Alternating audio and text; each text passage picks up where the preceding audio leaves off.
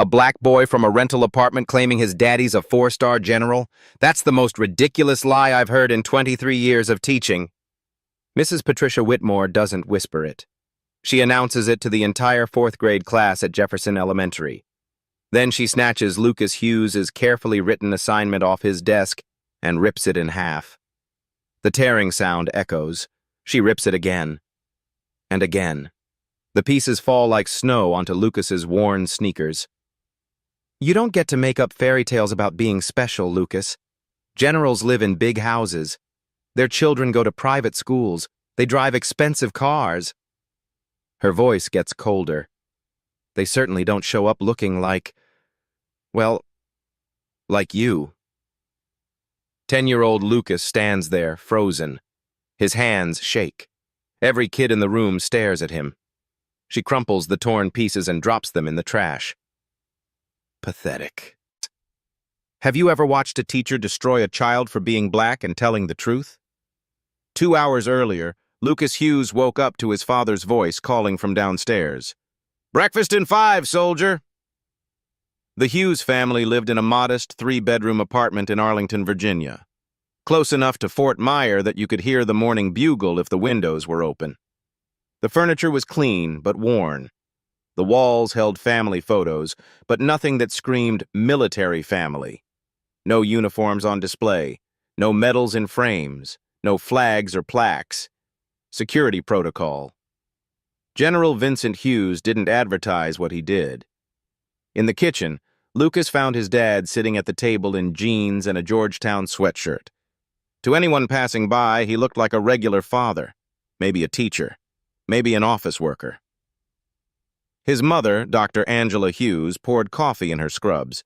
She had an early surgery at Walter Reed. On the refrigerator, a child's crayon drawing showed a stick figure in uniform with 4 stars on each shoulder. Next to it, a calendar with today's date circled in red marker.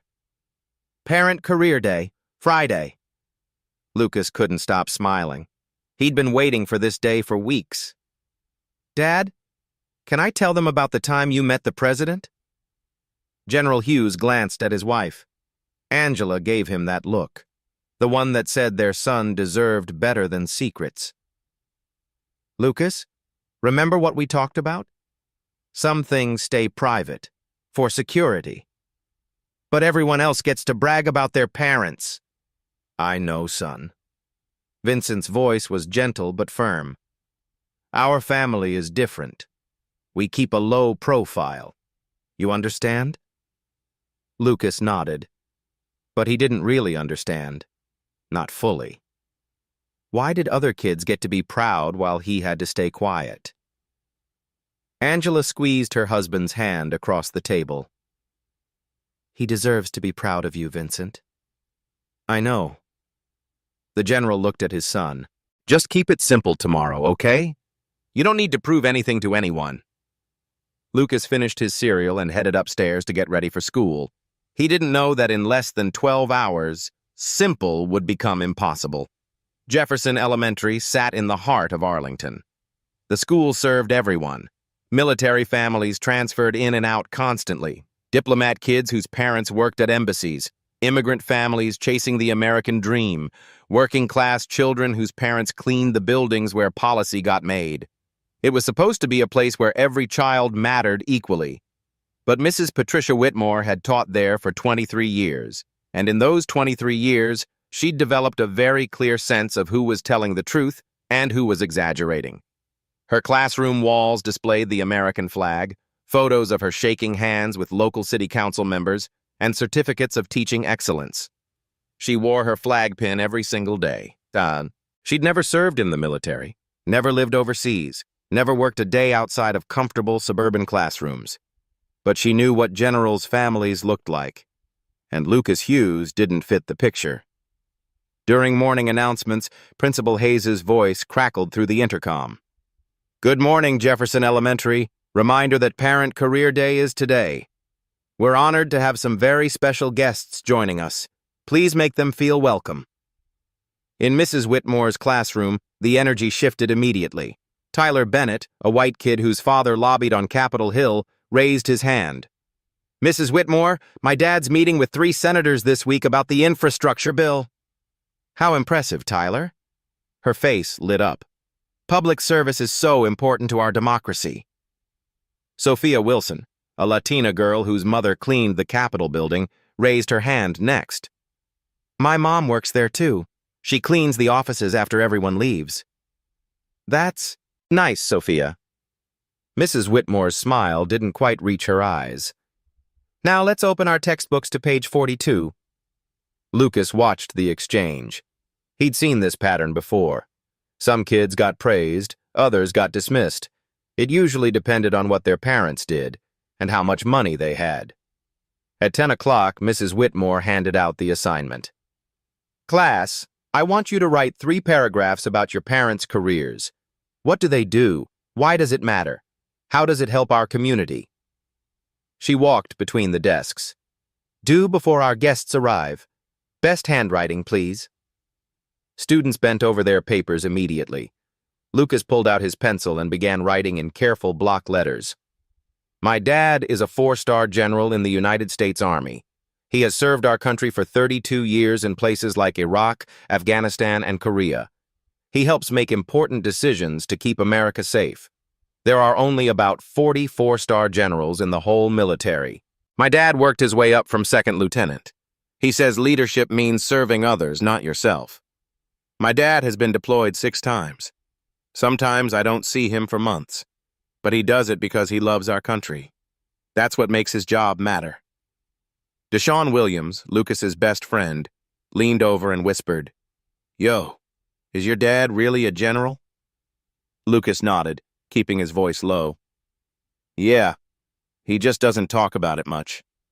That's so cool. My dad just fixes cars at the garage. My dad says every job matters, Lucas whispered back. Your dad keeps people safe on the roads. That's important too. Deshaun grinned. Mrs. Whitmore appeared beside Lucas's desk. Her shadow fell across his paper. She leaned down and read over his shoulder. Her lips pressed into a thin line. Lucas felt his stomach drop. Something in her expression told him she didn't believe a single word. But she said nothing. Not yet. She just walked back to her desk and made a note in her planner. As the morning wore on, Lucas's phone buzzed in his backpack. The school allowed students to carry emergency contact devices. His was an old smartphone his parents could reach him on. He checked it during the bathroom break. A text from his mother. Dad's flying back early from Korea, landing at Reagan 3 p.m. tomorrow. He'll make career day after all. Keep it a surprise. Lucas's heart soared. His dad had been in Korea for 3 weeks. Some kind of strategic planning meetings Lucas wasn't allowed to know about. But he was coming home early. He'd be at career day. Lucas wanted to shout it from the rooftop. Instead, he slipped the phone back into his bag and returned to class. He didn't notice Mrs. Whitmore watching him from her desk. Didn't see the skeptical look in her eyes. She'd already made up her mind about Lucas Hughes. That boy was a liar. And tomorrow, in front of everyone, she was going to teach him a lesson about honesty. What she didn't know was that in less than 24 hours, a 4-star general would walk through her classroom door. And everything she thought she knew about Lucas Hughes would shatter like glass. The next morning arrived with unusual excitement at Jefferson Elementary. Parents began filing into Mrs. Whitmore's classroom at 8:30. A lawyer in a sharp suit. An architect carrying blueprints. A software developer. A chef in kitchen whites. A nurse still wearing scrubs from the night shift. Mrs. Whitmore greeted each one with varying levels of enthusiasm. The lawyer got a firm handshake and bright smile. The chef got a polite nod. The nurse got a quick, "Thank you for your service," before Whitmore turned to arrange chairs. Lucas sat at his desk, checking his phone every 30 seconds. His dad had texted at 6 that morning. Landed. Catching up on sleep. See you at school by 10. Proud of you, son. 2 more hours. Lucas just had to make it 2 more hours. Class! Mrs. Whitmore clapped her hands. Before our guests present, let's share the paragraphs you wrote. I want our visitors to hear how thoughtfully you describe their work." One by one, students stood and read. Tyler Bennett talked about his father's lobbying firm and the important bills they influenced. Mrs. Whitmore beamed. Sophia Wilson talked about her mother's cleaning work and how she took pride in making buildings shine. Mrs. Whitmore offered a tight smile and moved on quickly. Then she called on Lucas. "Lucas Hughes, you're next." Lucas stood. His paper shook slightly in his hands. He cleared his throat and began reading. "My dad is a 4-star general in the United States Army. He has served our country for 32 years in places like Iraq, Afghanistan, and Korea. He helps make important decisions to keep America safe." Mrs. Whitmore's expression changed immediately. "There are only about 44-star generals in the whole military. My dad worked his way up from second lieutenant. He says leadership means serving others, not yourself." "Stop!" The word cut through the classroom like a gunshot. Every student froze. Parents looked up from their phones. Mrs. Whitmore stood slowly from her desk. "Lucas, come here, please." Lucas walked to the front of the room on shaky legs. His heart hammered against his ribs. "Class," Mrs. Whitmore said, her voice taking on a teacher lecture tone. "This is a perfect example of what we call embellishment. Lucas, I need you to be honest with everyone right now. What does your father actually do?" He's a general, ma'am." Her eyes narrowed. "Lucas, I have been teaching for 23 years. I have met generals. I have taught generals' children." She crossed her arms. "Generals do not live in modest rental apartments. Their children do not attend public schools in worn-out sneakers. Their families are well connected in the community. There are official records. Social events. Recognition." Lucas felt his face growing hot. "But ma'am, my dad keeps a low profile because..." "Because of what? Secret missions?" Her tone dripped with sarcasm. Several students giggled nervously. Tyler Bennett raised his hand. "Mrs. Whitmore, maybe his dad really is..." "Tyler, I appreciate your kindness, but this is a teaching moment." She turned back to Lucas. "I checked with the office yesterday. There is no General Hughes listed on our parent registry. Your father's occupation is listed as government employee. That's very different from a 4-star general, isn't it?" Lucas's eyes filled with tears. "He puts that on forms. For security reasons. He told me..." "Enough!" The classroom jumped at her raised voice. "You will sit down right now. You will rewrite this assignment with the truth. And you will apologize to this class and to our guests for wasting everyone's time with fantasy stories. Do you understand me?" Tears spilled down Lucas's cheeks, but he didn't move. "Lucas, I said sit down. My dad didn't raise a liar, ma'am." The room went completely silent. Mrs. Whitmore's face flushed red. Several parents shifted uncomfortably in their seats. "What did you just say to me?" "My dad is a general. He's flying back from Korea. He'll be here at 10 o'clock. You'll see." Mrs. Whitmore's jaw clenched. "To the principal's office, now." Deshaun Williams stood up. "But Mrs. Whitmore, Lucas isn't lying. I've seen..." "Deshaun, sit down before you join him!" Deshaun sank back into his chair, shooting Lucas an apologetic look. Lucas grabbed his backpack. As he walked toward the door, Mrs. Whitmore delivered her final blow loud enough for everyone to hear. "Class, let this be a lesson. Honesty and humility are virtues we cherish. Making yourself seem more important than you are, especially when you come from certain backgrounds, is the opposite of character." Lucas stopped at the door. His hands gripped the straps of his backpack so hard they left marks. Every eye in the room watched him leave in shame. He had 90 minutes until his father arrived. 90 minutes to survive being called a liar in front of everyone.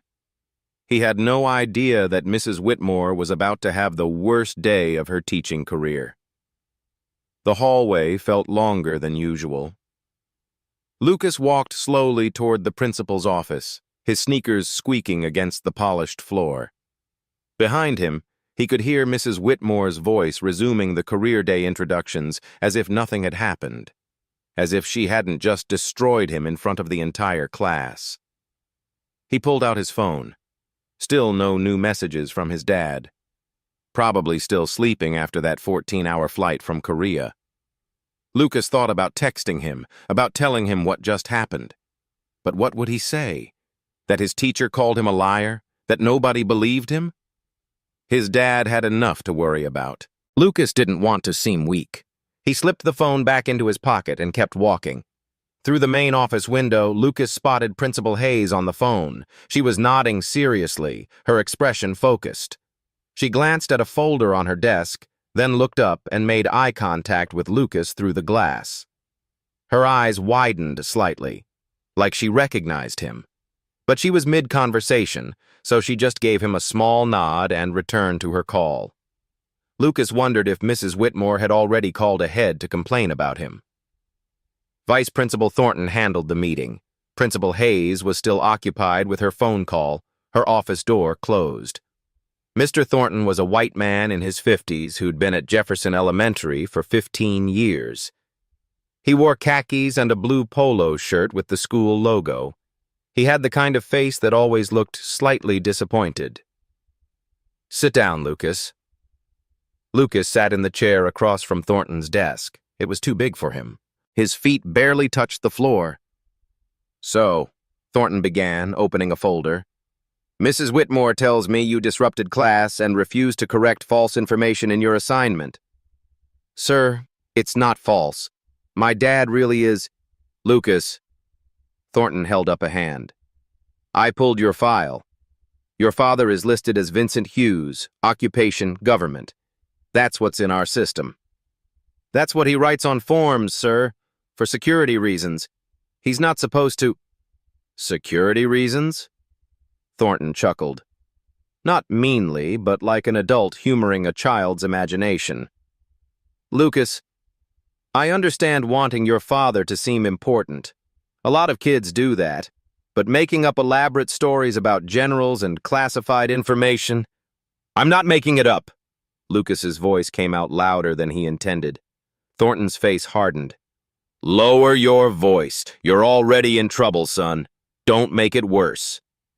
Lucas's phone buzzed in his pocket. He pulled it out quickly. A text from his dad. "Running late. Briefing at Pentagon got moved up. We'll be there by 10:30. Hang tight." Lucas's heart leaped. He showed the phone to Thornton. "See? He's coming. He'll be here in less than an hour." Thornton barely glanced at the screen. "Lucas, I can't verify anything from a text message. You could have anyone's number saved as Dad in your contacts. But here's what's going to happen." Thornton leaned forward. "You're going to return to class. You're going to apologize to Mrs. Whitmore for being disrespectful. You're going to rewrite that assignment with truthful information. And then we're going to move forward. Understood?" Lucas felt his hands beginning to shake. "You don't believe me." "I believe you want attention, Lucas. I understand that impulse. Kids from single-parent homes or families where parents work multiple jobs sometimes create stories to feel special. It's a cry for help, really. My parents are married. My mom's a surgeon at Walter Reed. My dad—" "That's enough." Thornton stood. "Return to class right now, or I will call your parents in for a formal disciplinary conference, and trust me, you don't want that on your record." Lucas stood slowly. His vision blurred with tears he refused to let fall. "My father serves this country, sir. He's been deployed 6 times. He's earned the right to be believed." Thornton's expression softened slightly, but only slightly. "Go back to class, Lucas." When Lucas returned to room 204, everything had changed. Parents now filled the back and sides of the classroom, sitting in a semicircle of borrowed chairs.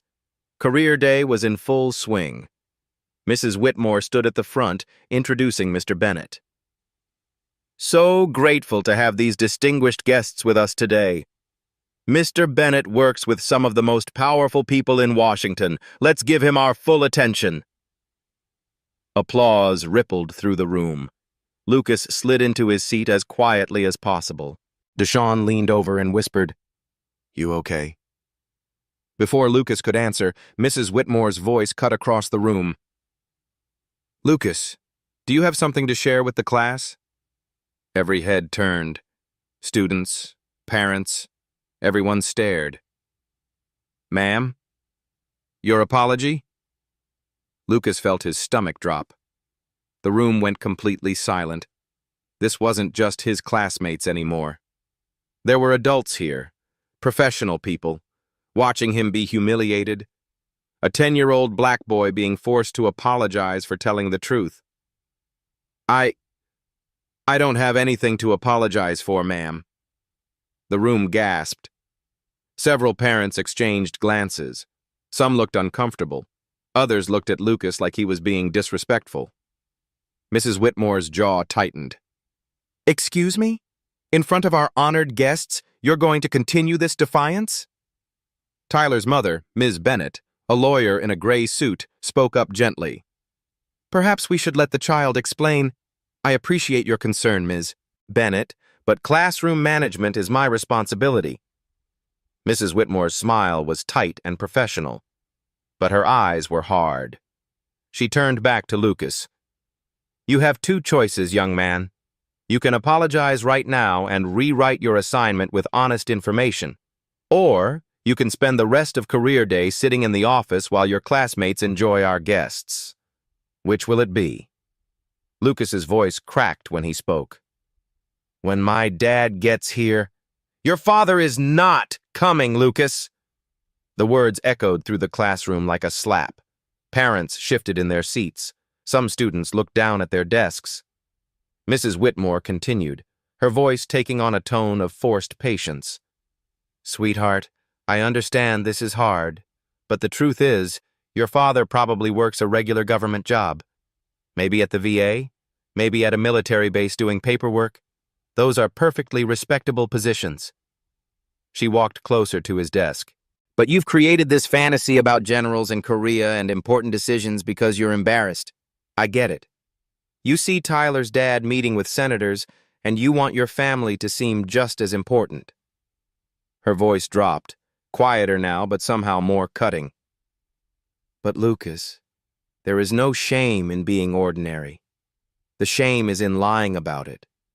Especially when you come from a community that already struggles with stereotypes about honesty and—" "Mrs. Whitmore," Ms. Bennett stood up.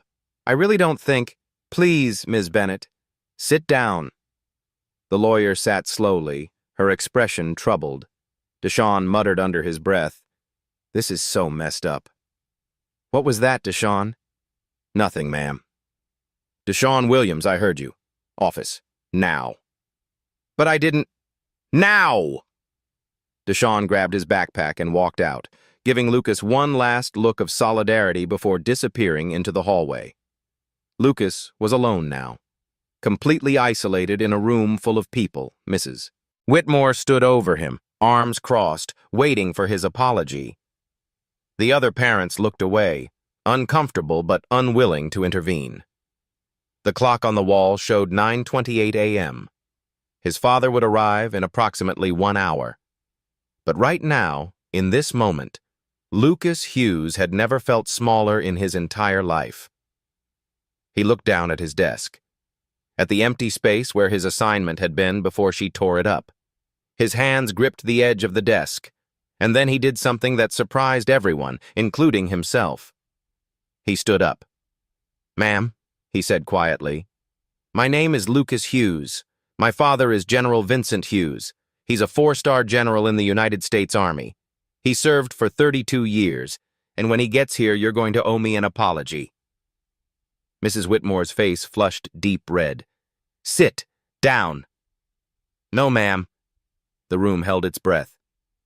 "Lucas Hughes, if you do not sit down right now—" The classroom door opened. Principal Hayes stepped inside, slightly out of breath, her face flushed. "Mrs. Whitmore, hallway, immediately." The tone of her voice made it clear this wasn't a request. Mrs. Whitmore blinked in surprise. "Principal Hayes, I'm in the middle of—" "Now, Patricia." Every parent in the room noticed the use of her first name. That never happened. Mrs. Whitmore followed Principal Hayes into the hallway, the door closing behind them with a soft click. Through the small window, students could see them talking. Principal Hayes's face was serious.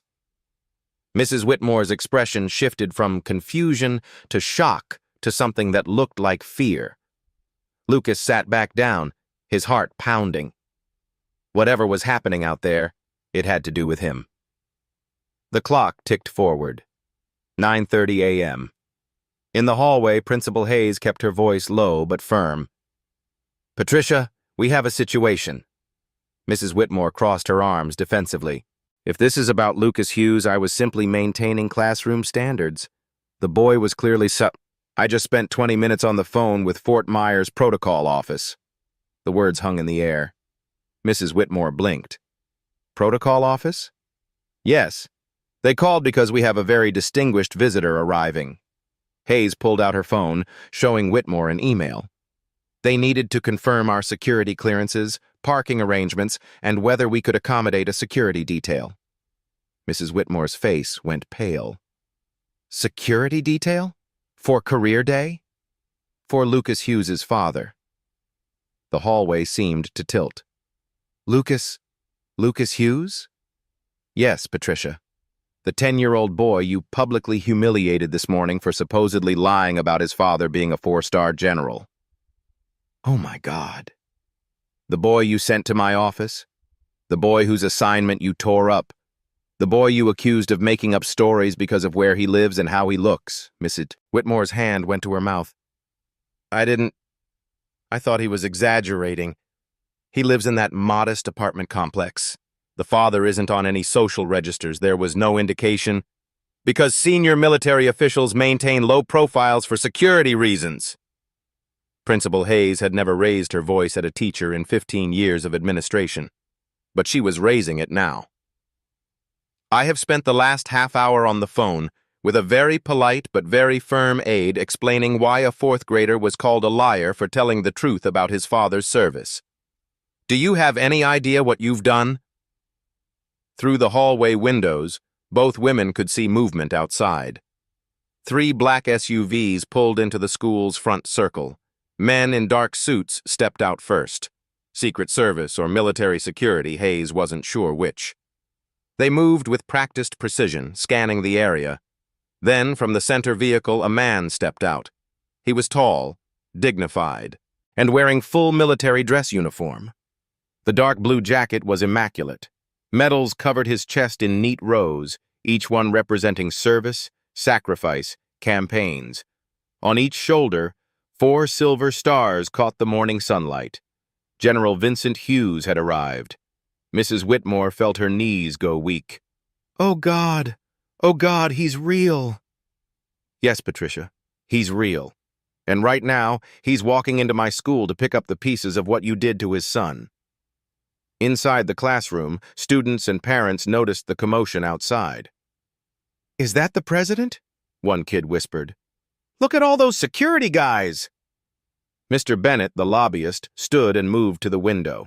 His eyes widened. That's a 4-star general." The room erupted in whispers. Lucas sat frozen at his desk. Through the window, he could see his father walking toward the school entrance with that calm, measured stride he'd seen 1,000 times. His dad was here, in uniform. Everyone was about to see the truth. General Vincent Hughes walked through Jefferson Elementary's main entrance like he was reviewing troops. Calm, measured, taking in every detail. The security personnel remained outside, per his instructions. This wasn't a military operation. This was a father checking on his son.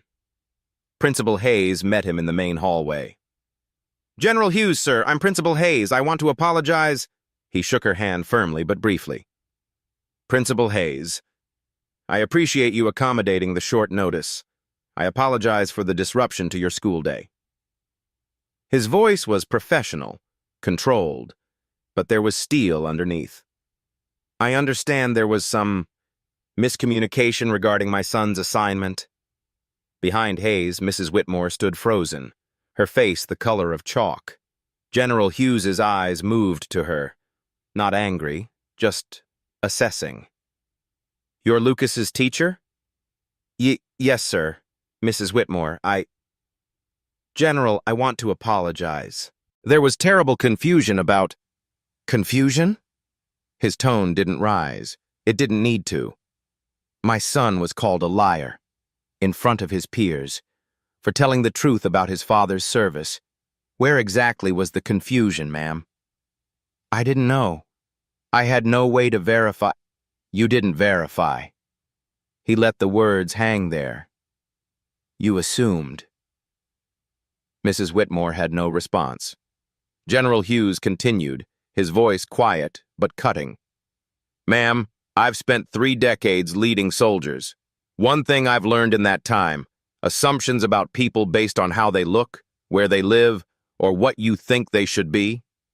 Those assumptions are usually wrong, and they're always dangerous. He adjusted his uniform jacket slightly. I've commanded troops in combat zones. I've briefed presidents and foreign ministers. I've made decisions that affected thousands of lives. But right now, the most important thing I need to do is check on my 10-year-old son who was humiliated for telling his truth. His eyes never left hers. Where is Lucas? The classroom door opened. Principal Hayes entered first, her professional smile not quite hiding her stress. Class, we have a very special guest joining us for Career Day. Mrs. Whitmore followed, looking like she might be sick. Then General Vincent Hughes stepped through the doorway. The effect was immediate. The room went silent. Not classroom silent, cemetery silent. Every parent stood without thinking. Mr. Bennett, who regularly dined with senators, actually straightened his posture like a cadet. Dr. Carter, the surgeon, placed her hand over her heart. The military families in the room recognized the rank immediately. 4 stars. You don't see 4 stars walk into an elementary school every day. Lucas saw his father, and everything he'd been holding inside broke open. Dad! His voice was small, broken, relieved. General Hughes's professional demeanor cracked for just a moment. His eyes found his son sitting at that desk, tear-stained and exhausted. He crossed the room in 4 long strides, not caring about protocol or appearances. He knelt down to Lucas's level, right there in front of everyone, and pulled his son into his arms. I'm here, Lucas. I'm here. I'm sorry I was late. Lucas buried his face in his father's uniform and cried. Not because he was sad anymore, because he'd been holding everything in for so long, because his dad was finally here, because the truth was finally visible. The embrace lasted maybe 10 seconds. But in those 10 seconds, every person in that room understood what they'd witnessed this morning. A child telling the truth and being destroyed for it. General Hughes stood, keeping Lucas's hand in his. He turned to face the class. Good morning. I'm General Vincent Hughes, United States Army. I apologize for the disruption to your career day, but I promised my son I'd be here, and I don't break promises to my son. His voice was calm, professional, but every word carried weight. He glanced at Mrs. Whitmore, who stood near her desk looking like she wanted to disappear. Ma'am, I understand there was some question about Lucas's assignment. The room held its breath. Mrs. Whitmore opened her mouth, but no words came out. Principal Hayes stepped in. General Hughes, please. If you'd like to share with the students about your career, we'd be honored. He nodded once. Thank you. He turned back to the class, Lucas still holding his hand. My son wrote that I'm a 4-star general who served for 32 years. Every single word of that is true. I've commanded troops in Iraq and Afghanistan. I've served in Korea, Germany, and across the United States. Right now, I help develop military strategy for the Joint Chiefs of Staff. The students stared with wide eyes. Lucas also wrote that leadership means serving others, not yourself. He learned that by watching his mother, Dr. Angela Hughes, a pediatric surgeon, save children's lives while I was halfway around the world. He learned it by moving 8 times, by changing schools 6 times, by spending birthdays and Christmases and Thanksgivings without his father because I was deployed. He paused, looking at each student. My son didn't exaggerate in his assignment. If anything, he was modest. The truth of what military families sacrifice is harder than anything he wrote on that paper. His eyes moved to Mrs. Whitmore. When a child tells you their truth, especially when that truth is difficult or doesn't match your expectations, the first instinct should be to listen, not to assume they're lying because their truth makes you uncomfortable. The room was absolutely silent. Mrs. Whitmore's voice came out as a whisper. General Hughes, I owe Lucas an apology. A real one. She turned to face Lucas, tears streaming down her face now. Lucas, I was wrong. Completely, utterly wrong. I made assumptions about you and your family based on things that had nothing to do with who you are. I judged you. I didn't listen to you. I didn't believe you. And I hurt you. Her voice broke. You deserved so much better from me. You deserved to be believed. I am so sorry. Lucas looked at his father, who gave him a small nod. Your choice, son. Lucas took a breath. Mrs. Whitmore, my dad says everybody makes mistakes. He says the important thing is what you do after you make them. The wisdom in those words, coming from a 10-year-old who'd been humiliated hours earlier, hit everyone in the room. Maybe you could, believe kids more? Even when their stories sound too big to be true? I will, Lucas. Mrs. Whitmore wiped her eyes. I promise I will. Deshawn was brought back from the office. General Hughes shook his hand and thanked him for standing up for Lucas. Tyler Bennett approached Lucas afterward. I'm sorry I didn't say more earlier. That was really brave, what you did. Other students gathered around Lucas. Not with pity now, with respect. Mr. Bennett, the lobbyist, approached General Hughes. Sir, I work with members of Congress every day. What you said about listening first, I needed to hear that too. Ms. Wilson, who cleaned the Capitol building, shook the general's hand with tears in her eyes. Thank you for what you said. About service. Every kind. Principal Hayes made an announcement to the class. Effective immediately, Jefferson Elementary will be implementing comprehensive implicit bias training for all staff members. What happened this morning should never happen again. Mrs. Whitmore nodded, her hand over her heart. I'll be the first to sign up. The general then did something unexpected. From his pocket, he pulled out a small gold coin, a command coin from his unit. These were traditionally given for exceptional service. He placed it in Mrs. Whitmore's hand. I'm not giving you this for what happened this morning, ma'am. I'm giving it to you for your apology. That took real courage. Use it to remember that growth comes from our mistakes, not our successes. Mrs. Whitmore clutched the coin, nodding, unable to speak. For the next 20 minutes, General Hughes gave a presentation about military service, leadership, and sacrifice.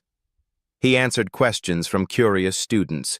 He shared age-appropriate stories. He made every child feel important. And at the end, Principal Hayes suggested a class photo. Students gathered around the general.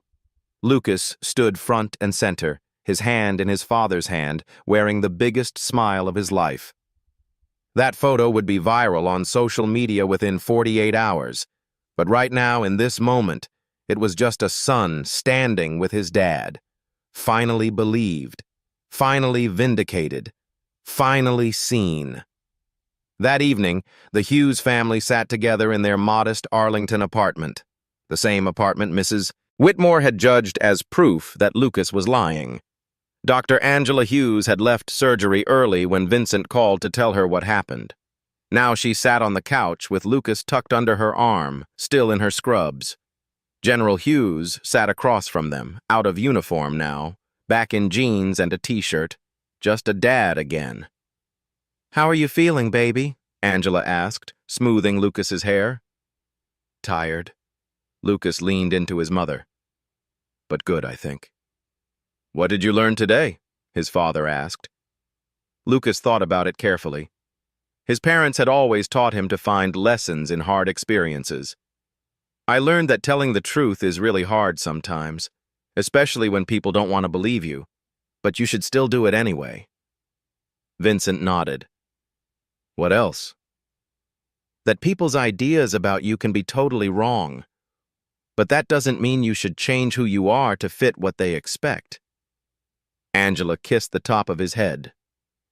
"That's very wise, Lucas." "But Dad—" Lucas looked up at his father. "Yeah, son? Why didn't you just tell the school about your job before? Then this wouldn't have happened." It was a fair question, one that Vincent had been asking himself all afternoon. He leaned forward, elbows on his knees. "Lucas, your worth has nothing to do with my rank.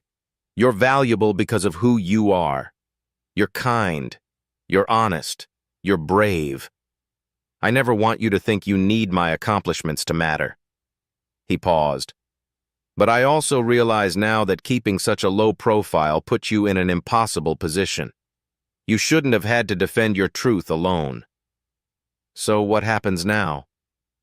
"Now we make sure this never happens to another kid at Jefferson Elementary, or anywhere else." 3 months passed. Jefferson Elementary looked different now, not physically, but the culture had shifted.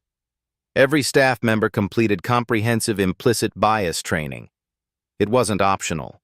Principal Hayes made it a requirement for continued employment.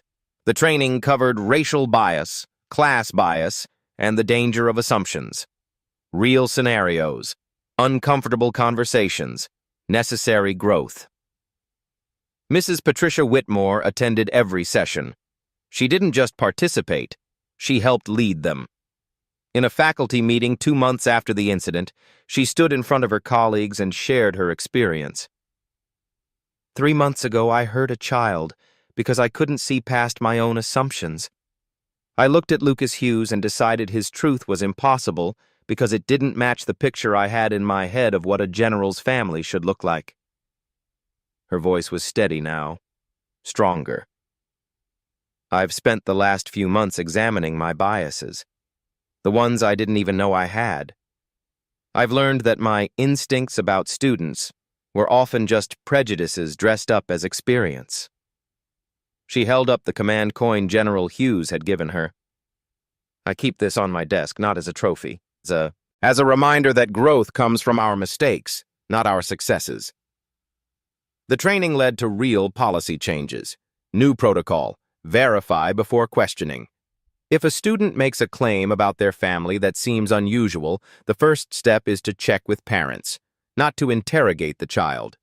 The Student Council, inspired by Lucas's experience, created the Truth and Trust initiative, a peer support system where students could talk about times they felt unheard or disbelieved. Lucas became one of the founding members. Mrs. Whitmore's classroom changed too. On the first day back after the incident, she gathered her students and created a new classroom charter.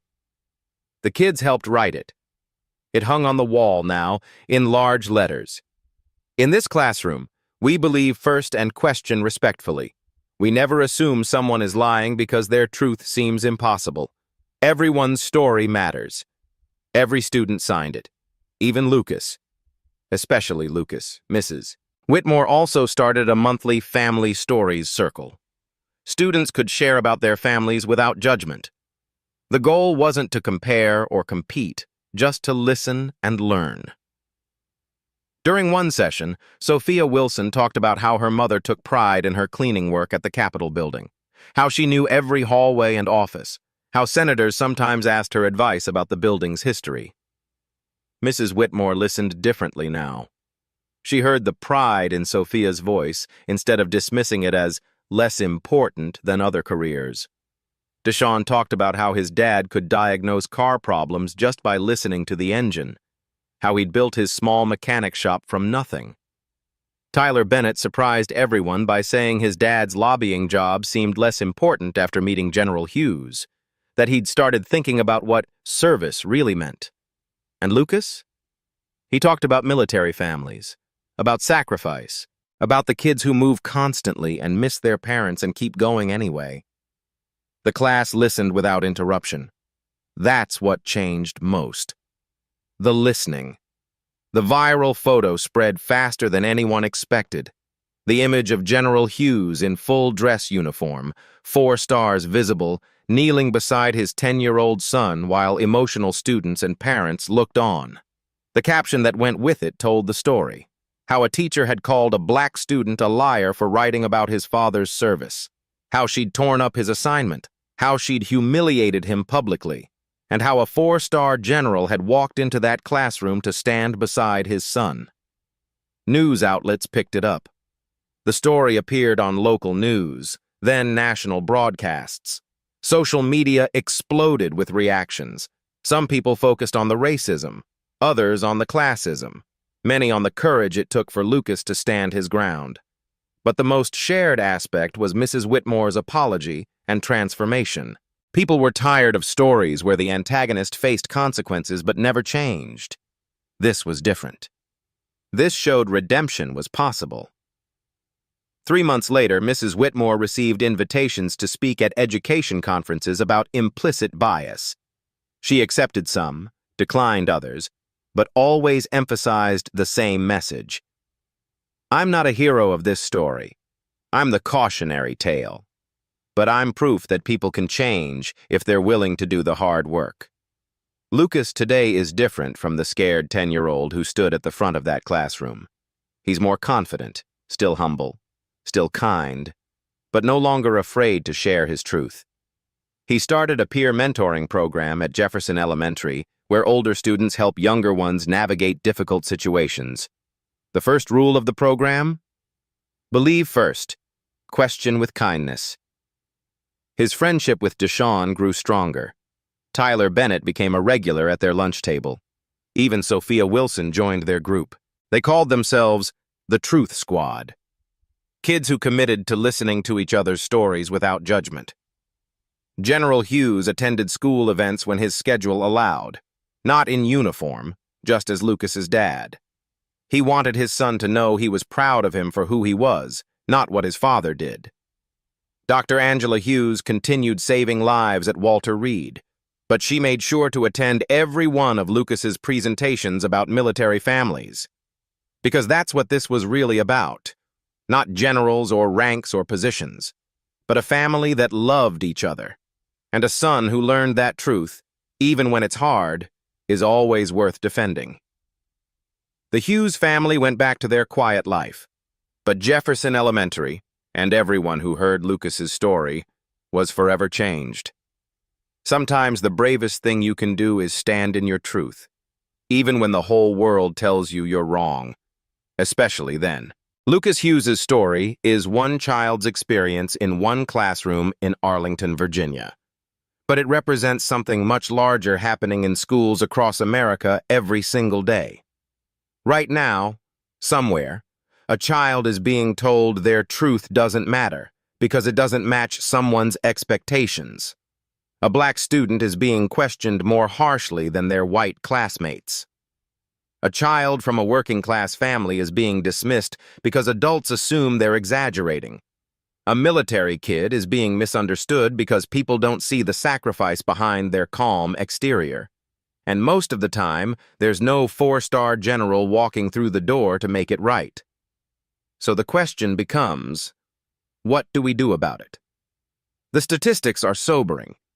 According to the U.S. Department of Education, black students are suspended or expelled at 3 times the rate of white students for the same infractions. Subjective offenses, things like defiance or disruption, account for most of these disparities. Translation: when a teacher has to use judgment about whether a student is being disrespectful, black students are punished more severely. The same study found that 72% of teachers have never received any training in recognizing their own implicit biases. They're making decisions about children's futures based on assumptions they don't even know they have. Another study from the American Psychological Association found that black boys as young as 10 are seen as less innocent and more adult-like than their white peers. They're given less benefit of the doubt, less grace, less childhood. Lucas Hughes experienced all of this in one morning, and his story shows us the real cost. Children who feel unheard in school are 4 times more likely to disengage academically. They stop raising their hands, stop sharing their stories, stop believing their truth matters. That's the invisible damage of bias. Not just the moment of humiliation, but the slow erosion of a child's belief in themselves.